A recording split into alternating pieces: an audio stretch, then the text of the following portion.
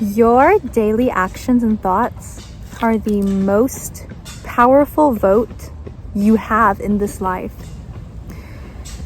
Just a reminder, before you externalize your power into thinking it has to be something outside of you, the way reality works, there are invisible energies everywhere. And this table, this tree, this girl in front of you, the one Lynn Fairy, this can that I just drank, they are a result of a thought, an idea, an imagination.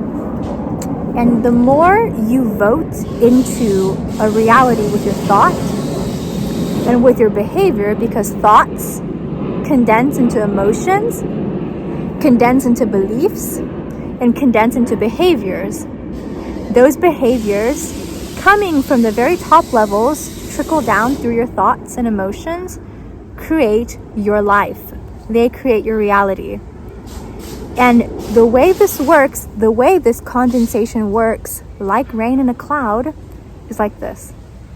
The more you think about something, each time you think about it, it's a vote. You put the vote into that ballot. And once it gets enough votes in that ballot box, it becomes real. That's why if you feel that relationships are dangerous and you only get hurt, or like men or women are bad or whatever, they only treat you a certain way, the more you think about it, you're voting with your mental power, your thoughts, because your thoughts shape your life, you're voting that into reality. That's why subconscious belief work is so popular and so important, because they get to the root of what's causing your actions in your day-to-day life. So this is why, when I think about politics and I think about voting, I think of it this way. The way you act on a daily basis, the kind of behavior you tolerate, the kind of person you are in your day-to-day life with people around you, that is the most powerful vote you have in this life. Because we as human beings, as social animals, look towards each other to see how we should behave. And if we see anyone different, that can either inspire us or harm us or make us feel triggered in that sense, provoked. Because if we see someone act differently in a new, novel way, that can challenge the status quo, and that can challenge what we find as acceptable behavior. For example, when I go out in the streets of London, I don't see anyone pick up trash with their hands or with anything. They will just, 99.999% of people in the central London, they will just walk past litter because it's so to speak, not my problem. But when I started healing my traumas and my life began transforming like that overnight, after a long period of reflection, I, for a good few weeks, was picking up trash from the streets with my bare hands. I don't do that anymore because I went past that phase. But think of how your actions come from deep-rooted beliefs and thoughts in your mind that have voted those actions into your reality. So for me at that time, when I was transforming and transmuting a lot of my negative old beliefs, it was literally like picking up trash from the ground and making the environment, the streets, clean for myself. Because my thought in that moment was, what am I exemplifying? What am I showing and telling myself, reinforcing to myself and to everyone else around me by picking up trash from the ground? Because everything in reality works through symbolism. When you go into energetic manipulation, whether it's witchcraft or Freemasonry, which I remember my past lives vaguely as a Freemason and a Knights Templar or whatever, and a lot of the energetic manipulation we do, it's very obvious. If you see it in your day-to-day life, you cannot unsee it.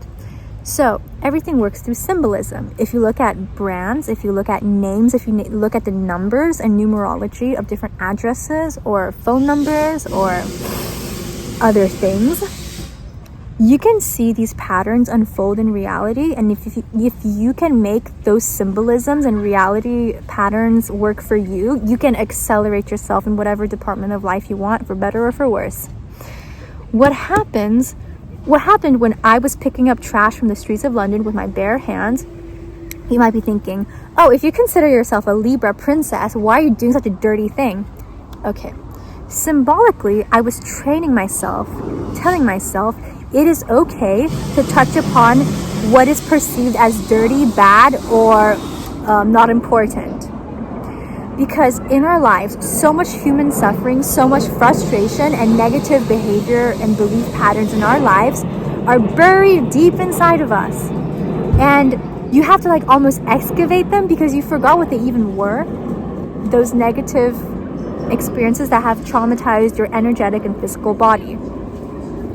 So what I was doing by picking up trash from the streets with my princess hands, which you can see over here, was I was telling myself it is okay, telling myself and to everyone around me who saw me doing this, that it is okay to address and get rid of things that are making your life uglier and dirtier and messier, even if you feel like it's not really your problem, or if it's bad to like touch upon them, literally and metaphorically.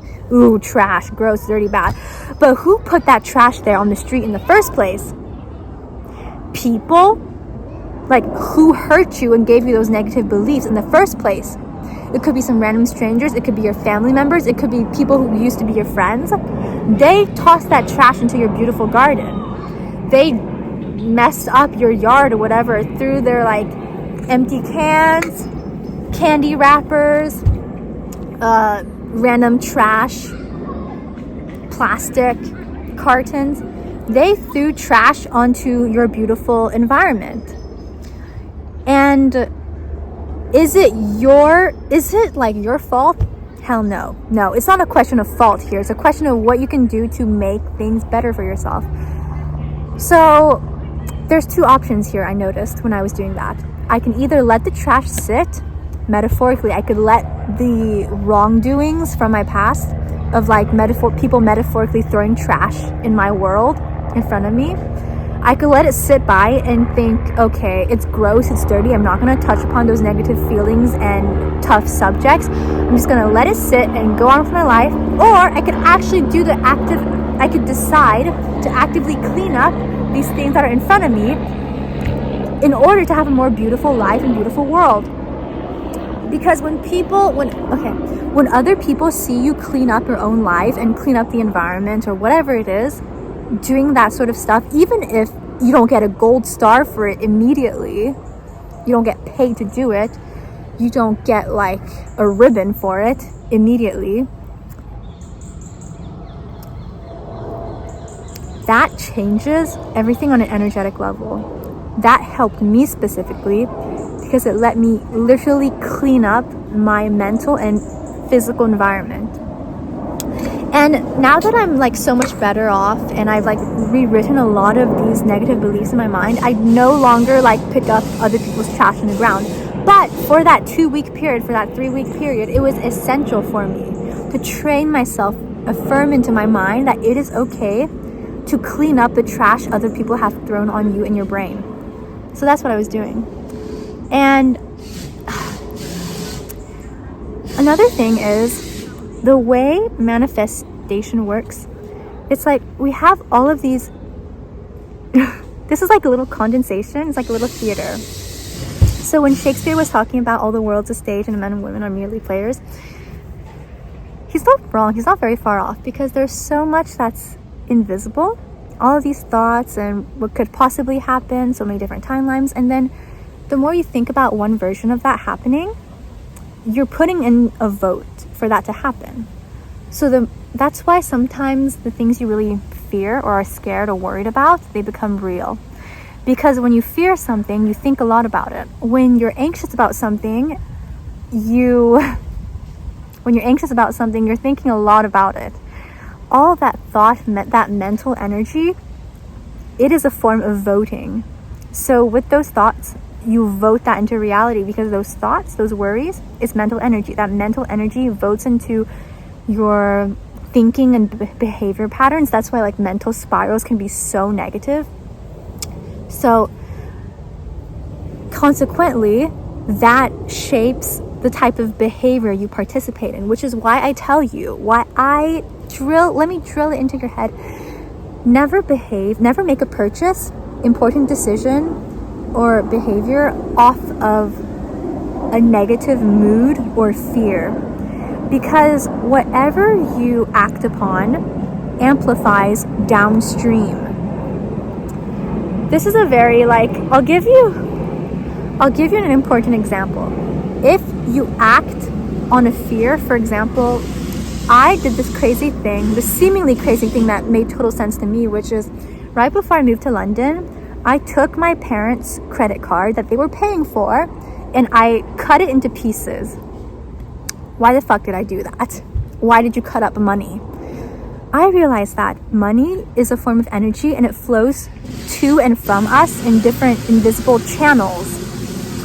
And in order to optimize those channels, sometimes you gotta know how it can work for you.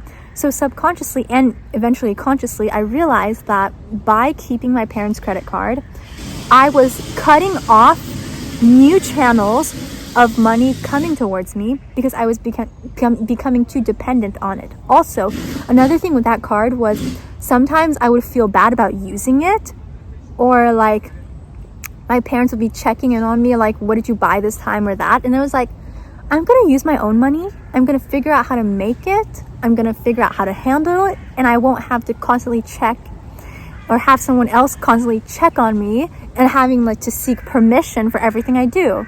So yeah, fuck that. So I cut out that credit card, and it was one of the most liberating things I ever did, and I would do that all over again. Yeah? Because mentally, if I didn't cut up that card, it would be this fear of not being able to make more money. And then that would sabotage me in the future because I wouldn't see the opportunities and take the right actions to actually implement that. Also, if you're dating someone and you're scared of losing them, how does that play out? I think a lot of people have experienced this, and for me personally, it's never played out well. So think of it this way. Anytime you have a thought with an emotion attached, especially, that is a form of a vote. That's why it's so important to take a conscious inventory of the behaviors and the habits you have in your daily life and the underlying emotions and beliefs that cause that behavior. So when I used to have a sugar addiction, I would eat candy, cakes, and ice cream instead of meals. I had to get to the root of that behavior, which was, I am a sad little girl, no one cares about me, so I'm gonna eat this ice cream to make myself feel better. And once I took care of that little girl did not need ice cream anymore because she was taken care for and happy. That little girl who was feeding off ice cream and candy and chips all the time in the past, that was metaphorically that little piece of trash that I was picking up. I was able to take care of those parts of me that were ignored and uncared for and abandoned, and that makes your life so much better, even though initially it goes through a lot of discomfort to address that. So on the topic of how things get voted into reality, when a country or a group of people feel and think and consequently behave in a certain way in these mass movements, they actually vote into reality what happens in their country or in their community.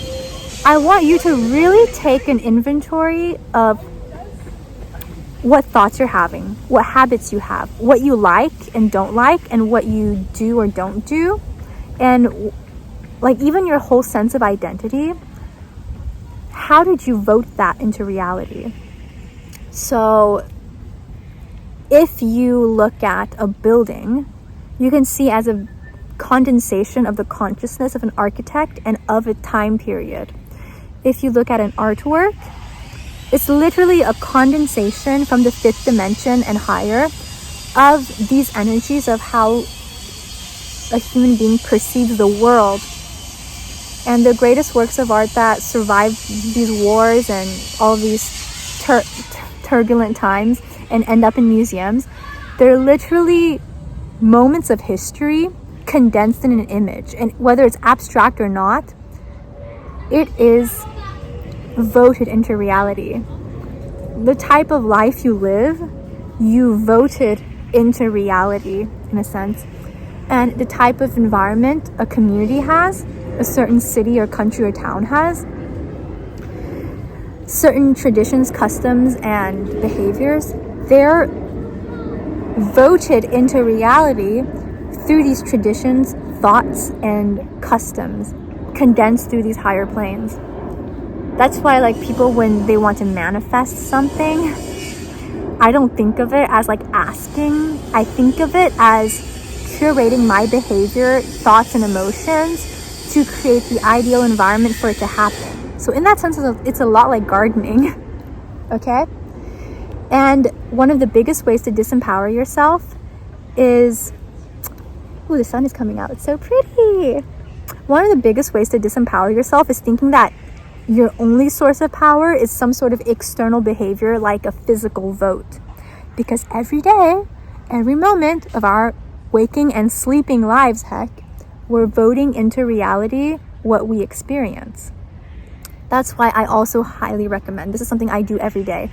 When you go on your Instagram Explore page, when you go on your TikTok feed, when you like read a book, congrats, you big brain behavior people. Notice what advice or what content is draining your energy or instilling fear or negative behavior in towards you, and look at content and notice when content's really like entertaining and uplifting you. So if I'm scrolling, because I noticed, I was joking about this earlier to myself today, like TikTok wants me so bad to be a man-hating, junk food eating, people distrusting girl. And I'm just gonna be straight up with y'all, the majority of the population lives like that, and that's why they're so like unhappy and drained of energy. Cause so when I see a TikTok about like a crime or some big scary event or a girl who had a really bad date, I don't find it entertaining. I find it sad. And I know it's going to take away my energy or train me to see the world in a certain way where I will be distrusting of men, where I would think like everywhere I go is dangerous. Listen, I've lived in Paris and London for like 7 years now, almost. Never once have I gotten my phone stolen from me. And I've never been, okay, you can consider this part of me just being lucky, but like I don't give off a vibe where I'm constantly scared of someone snatching my phone from me. And that's a huge part of why I've been fortunate. Like, that doesn't exist in my reality. Does this mean that I just like do like this in the middle of Piccadilly Circus? No. Okay? But also, like, if you're constantly going through life thinking of men who will hurt you and people who will snatch your phones, which is like, TikTok wants me so bad to be like that, but you know what? I just see it as a reflection of the people who use TikTok and not necessarily myself. I will just simply click that not interested, and then the feed will literally reflect your consciousness and your thoughts. And then I'll get more like content about how to like brighten up your life, like really good experiences, or like heartwarming proposals, or like beautiful couple stuff, or beautiful nature and spirituality. That's more my feed now. But like, if I found that like, listen to my horrible date experience, or men want to use you, which a lot of men do, I'm not gonna lie. A lot of men, like, they won't approach you unless they want something from you. That's how like they work. But I don't like actively get entertainment or feed into these contents that would train me to see the world in a negative way. Because I know that my thoughts vote into reality, everything that I experience. It is the most powerful vote I have. And the way I behave on a day-to-day basis, I saw this. There's this thing I like to call window and tote bag angels, which is those people. Have you noticed those people who like put beautiful little things or messages in their windows of their apartments or houses, or who like wear really uplifting messages on their tote bags. I call them window angels and tote bag angels. And I have this, there's this window on a flat in my neighborhood where they have a quote from Nelson Mandela, that the more free, something along the lines of, the more courageous and brave and free you are, the more you validate other people to live and feel the same way. That is what I mean by your behaviors and your daily thoughts are the most powerful vote you have, because you don't think other people notice, but other people notice. They notice how you feel. They notice how confident you are. They notice how free you are, how grounded, how you dress, how you speak, how you exist. And if they like that, or even if they're offended by that, that can challenge them to liberate themselves. Yeah, that's it for today. I'm glad you enjoyed this video. You can find me on Instagram under La Princesse des Beaux-Arts, where I share a lot of my observations, reflections, thoughts. And I will see you very soon, okay? My hands are kind of cold. I love y'all so much. And I will speak to you very soon, okay? I'm gonna go paint. I was filming YouTube videos to procrastinate from painting. But I'm gonna get back to it, okay? Bye!